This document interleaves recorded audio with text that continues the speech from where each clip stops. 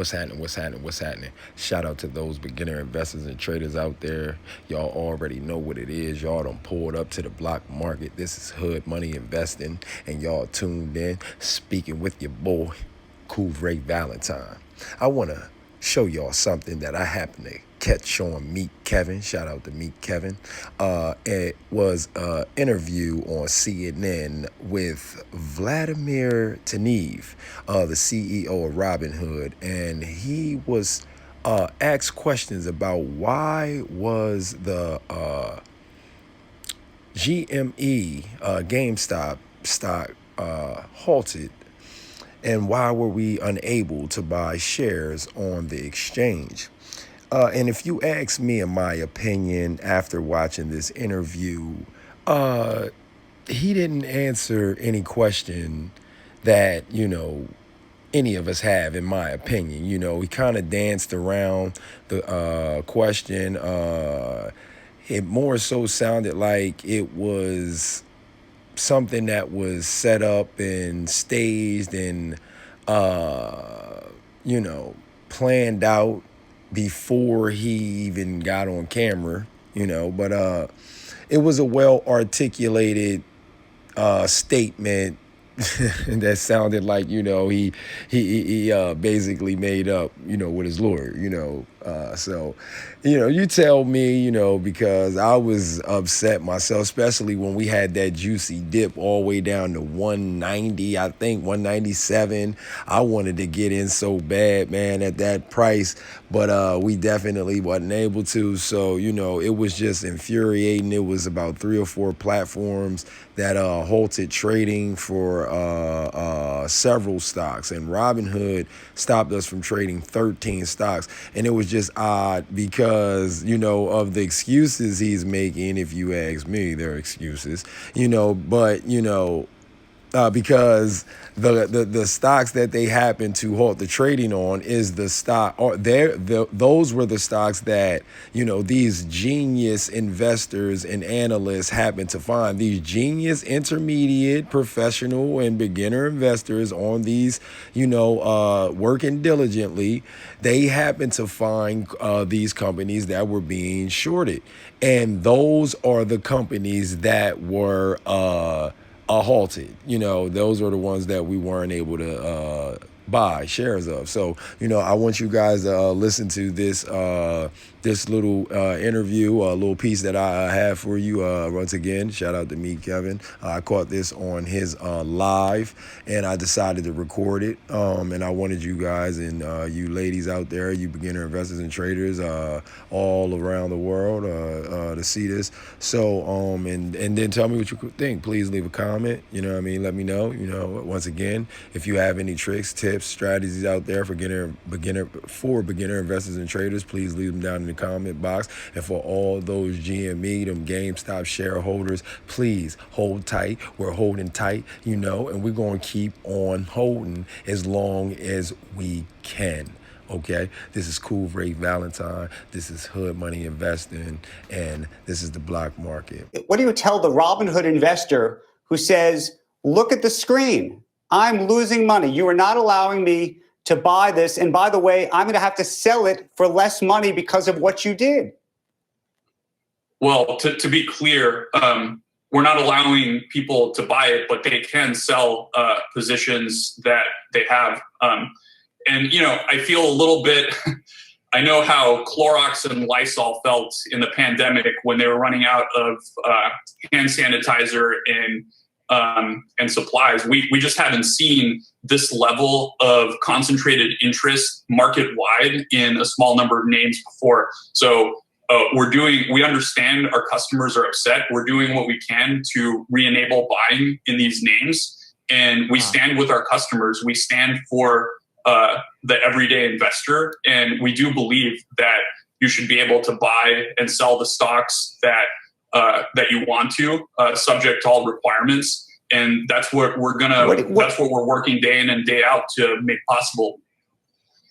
What do you say to the customer who says, look, maybe I shouldn't be on Robinhood anymore? If they're going to shut me out right when I need to be on the service, maybe I should go to an alternative service. Look, we realize customers are upset with this. It was not an easy decision. Ultimately, the team made the correct decision here. So what we can do. But look at that, Robinhood, 73%. The most stable and reliable platform going forward. And we've invested a lot in that. I'm sorry, that GameStop.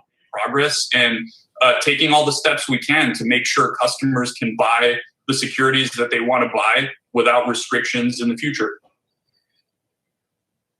When you look at the trading in these stocks over the past several days, do you think they're divorced from reality? Are you concerned that the investors that are involved in this are doing these things for reasons that they fully understand and they fully understand the risks involved?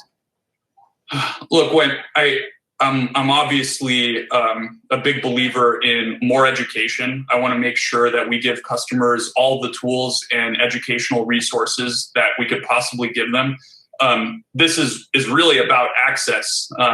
And access is something I've been super strong about from the very beginning in the face of a lot of criticism and questions about whether we should be granting people access in the first place. So yes, I think people need to be informed. They need to be educated.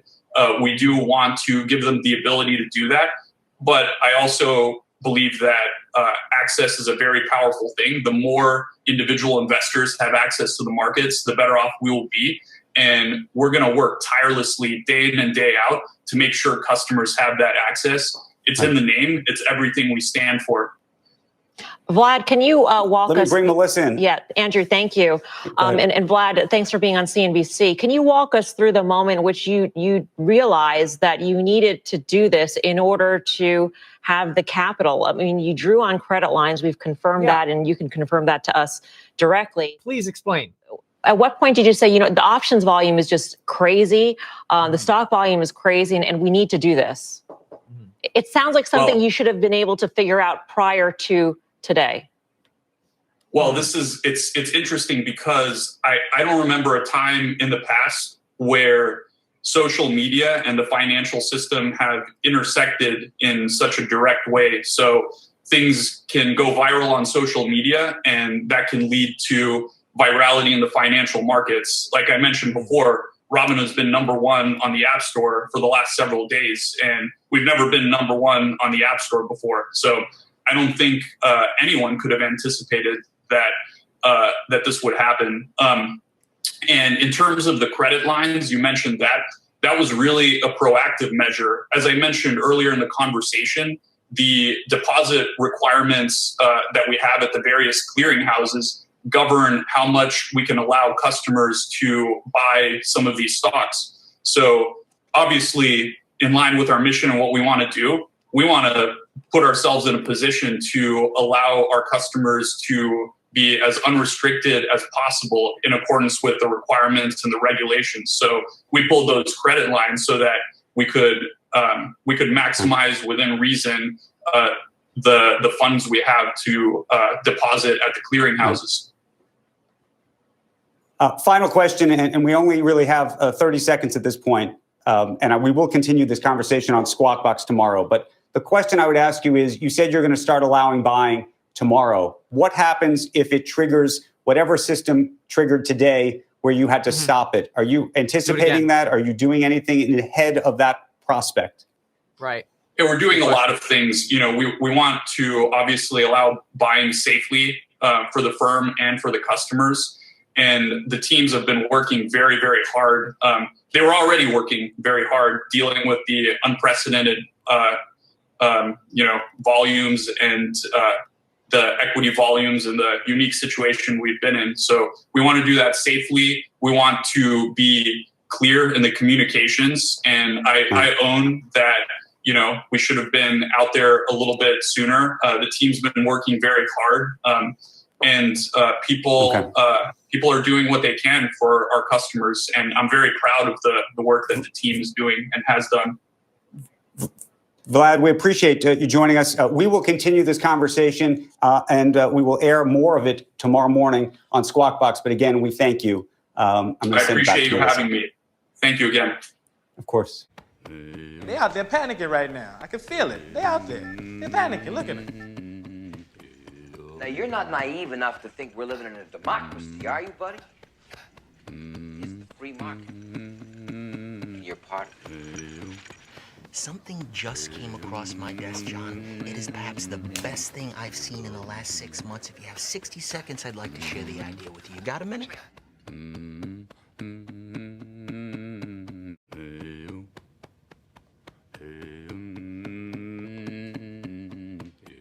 After everything we've done for you. Oh, see, I made Lewis a bet here. Lewis bet me that we couldn't both get rich and put y'all in the poorhouse at the same time. He didn't think we could do it. I won. I lost. $1. Thank you, Lewis. After you.